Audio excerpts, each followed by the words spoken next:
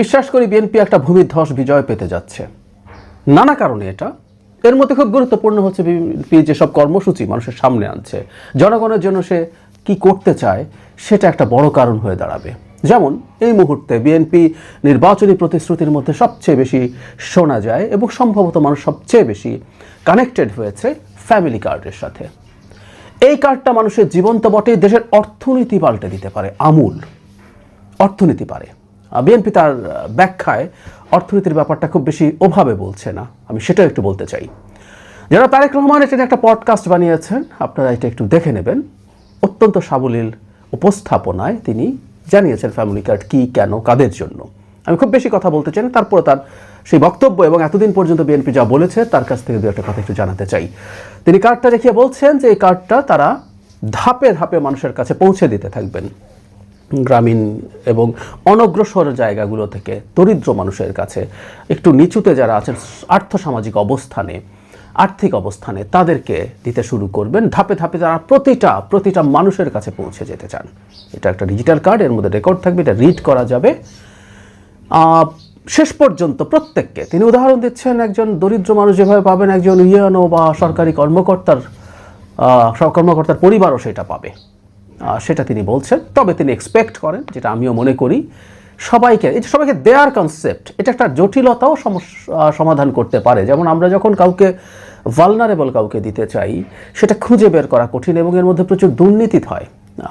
আওয়ামী লীগের সময় দেখেছি আমরা, আওয়ামী লীগের পক্ষ থেকে বলা হয়েছিল সোশ্যাল সেফটি নেটে যারা আছে তাদের বিরাট একটা অংশ, প্রায় 45% আওয়ামী লীগ হিসাব করেই বলেছিল, তাদের অন্য একটা মন্ত্রণালয়, যে তারা সঠিক মানুষের কাছে যায় না, যাদের প্রয়োজন নেই তাদের কাছে যায়।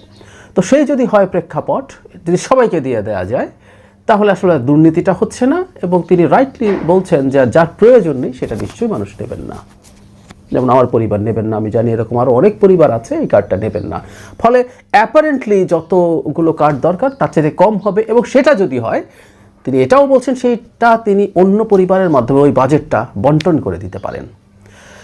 কে দেওয়া হবে এর মাধ্যমে 2 থেকে 2,500 টাকা, মানে এটা এখন ফিক্সড হয়েছে বলে মনে হয় না। আমি ধারণা করি তিনি এটা পরবর্তীতে যখন ফাইনালি বসবেন বাজেট বা সব কিছু নিয়ে রাষ্ট্র ক্ষমতা আসার পর, তখন ডিসাইড করবেন। তাহলে 2,000 ন্যূনতম পক্ষে এটা টাকা, অথবা একই রকম অত্যাবশ্যকীয় খাদ্য। আমি স্ট্রংলি বলতে চাই, কোনোভাবেই এটার মাধ্যমে, আই রিপিট, কোনোভাবেই এটার মাধ্যমে খাদ্যদ্রব্য বা কোনো পণ্য দেওয়া উচিত হবে না। আমি জানি দলের মধ্যে থাকা বেশ কিছু মানুষ এবং সরকারে থাকা লোকজন চাইবে খাদ্য বা পণ্য দেওয়া হোক, কারণ এতে অনেকের নানা রকম ব্যবসার পথ খোলে। কিন্তু এটা করতে গিয়ে মহা বিপদ হবে, কারণ হচ্ছে এটা ম্যানেজ করতে গিয়ে যে রাষ্ট্রীয় রিসোর্স খরচ হবে এবং যে পরিমাণ অপচয় হবে সেটা অকল্পনীয়। আজকে মোবাইল ফাইন্যান্সিংয়ের যুগে টার্গেটেড মানুষের কাছে মুহূর্তেই টাকা পৌঁছে দেওয়া যায়। এটা গত সরকারের সময় থেকেই বিভিন্ন রকম সামাজিক সুরক্ষার ভাতা এবং ছাত্রছাত্রীদের বৃত্তি সব এভাবেই গেছে। তো সেটা যদি হয়, মানুষের কাছে সরাসরি পৌঁছে দেওয়াই উচিত হবে, আমি মনে করি এটাই জরুরি, এর বাইরে কিছু হওয়া উচিত না। এখন যেটা হয়েছে, তিনি তার বক্তব্যে যেটা বলছেন যে পরিবারগুলো যখন এই পরিমাণ টাকা পাবে, খুবই দরিদ্র পরিবার যাদের খুব সামান্য টাকা, কয়েক হাজার টাকায় তারা পরিবার চালান, তাদের কাছে 2,000 টাকা কিন্তু অনেক টাকা, একটা বড় সাহায্য তারা পাচ্ছেন। সেটা দিয়ে তারা যা প্রয়োজন, খাদ্য প্রয়োজন হলে খাদ্য কিনবেন, পণ্য প্রয়োজন হলে অন্য কোনো পণ্য কিনবেন, প্রয়োজনে চিকিৎসা কিনবেন, শিক্ষা কিনবেন, যেটা তার প্রয়োজন সেটা তা কিনবেন। এবং সেটাই তিনি বলছেন এই পরিবারগুলোকে তার চেহারা, তার ধরন পাল্টে দেবে। আমি একটা গুরুত্বপূর্ণ জিনিস মনে করি, বিশেষ করে দরিদ্র পরিবারগুলোতে আমরা যদি টাকা পৌঁছে দেই, তারা যদি খাদ্যের পেছনে এটা প্রচুর ব্যয় করে, তাহলে আমাদের একটা ক্রনিক ম্যালনিউট্রিশন আছে, যেটার কোনো দিন আসলে কাটিয়ে ওঠা যায় না। আজ থেকে 10 বছর পর আমাদের অর্থনীতি, 20 বছর পর অর্থনীতি যদি বেশ খানিকটা ভালো হয়ে যায়, যে শিশুগুলো এই সময়ের মধ্যে বড় হলো, সে যে অপুষ্টির শিকার হয়ে বড় হলো, তার স্টান্টেড গ্রোথ বলে, এটা শুধু বাইরের মানে তার হাইট দিয়ে আমরা মাপি, তাতে বোঝা যায়। কিন্তু হাইটই শুধু না, তার ইন্টারনাল অর্গানস এগুলো ঠিকমতো ডেভেলপ করে না, ফলে সে নানা রকম রোগ ব্যাধিতে ভোগে, তার লাইফ এক্সপেক্টেন্সি কমে যায়। সেটা একটা ম্যাসিভ পরিবর্তন হবে, দেশের কর্মক্ষম জনগোষ্ঠী অনেক বেশি সক্ষম হয়ে উঠবে শারীরিকভাবে, এই জিনিসগুলো ঘটবে। আর একই সাথে শিক্ষা স্বাস্থ্যে যুক্ত হয়ে তারা আরও শিক্ষিত, আরও ভালো দক্ষ এবং আরও স্বাস্থ্যবান হয়ে উঠবে। এটা এক অসাধারণ ব্যাপার হয়ে উঠতে পারে। তিনি জানিয়েছেন যে এটা নারীদের হাতে দেয়া হবে। এই কনসেপ্টটা মূলত আমি মনে করি বাংলাদেশে প্রথম ডক্টর ইউনূস শুরু করেছেন। তিনি গ্রামীণ ব্যাংকে যে লোন নারীদেরকে দিয়েছেন তার যে কনসেপ্ট সেটা খুবই সঠিক ছিল। আর গ্রামীণ ব্যাংকের মাইক্রোফিন্যান্স দিয়ে দারিদ্র্য দূর করে ফেলা যাবে, এগুলো হাস্যকর কথা, কিন্তু এটার একটা ইকোনমিক ইম্প্যাক্ট আছে এবং নারীর হাতে দেওয়া কনসেপ্টটা ইজ এক্সেলেন্ট। কারণ হলো নারীর হাতে যখন টাকা যায়, নারী ওই টাকাটা অপচয় করার প্রবাবিলিটি প্রায় শূন্য।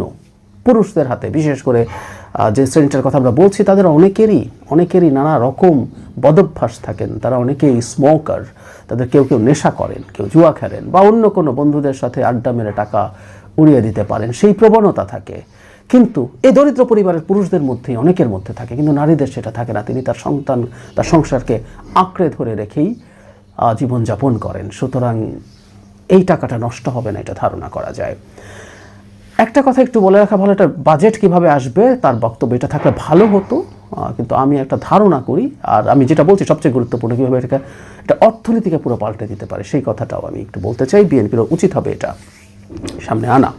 যেমন ধরি, অনেকে বলবেন 2000 টাকা করে যদি 4 কোটি পরিবার হয়, 8000 কোটি টাকা মাসে, এটা তাহলে বছরে 96,000 কোটি টাকা, মানে কম বেশি 1 লাখ কোটি টাকা সংস্থান থেকে আসবে।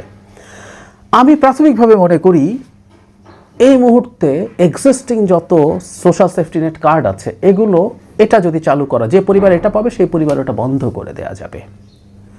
যেমন সর্বোচ্চ 750 টাকা পর্যন্ত ভাতা আছে, 500, 750, বিভিন্ন ক্যাটাগরিতে, বয়স্ক ভাতা, বিধবা ভাতা, প্রতিবন্ধী ভাতা, এরকম নানান রকম ভাতায় এক পরিবারে যদি দুজনও কোনো ভাতা পায়, 500, 1000 টাকা পাচ্ছেন 2 ক্যাটাগরিতে।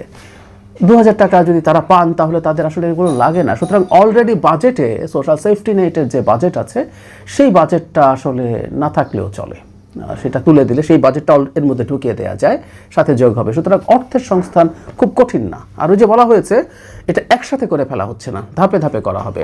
সুতরাং আমাদের অর্থনীতির সাইজ বাড়তে থাকবে।